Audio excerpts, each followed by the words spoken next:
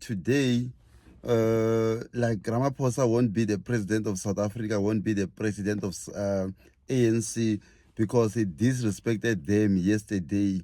Him and Gwede Matashe, like I was so sure that by today they won't be into the leadership because yes, we understand that people are frustrated.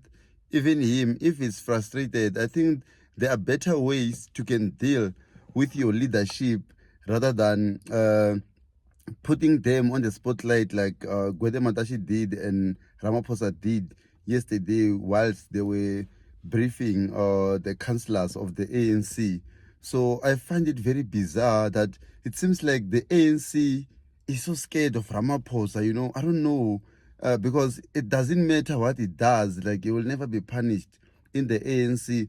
Even the issue of Parapara, he was not punished. And then we look into the 2024 national elections where it dropped the ANC from majority to like 42%. I think that was supposed to be a punishable act.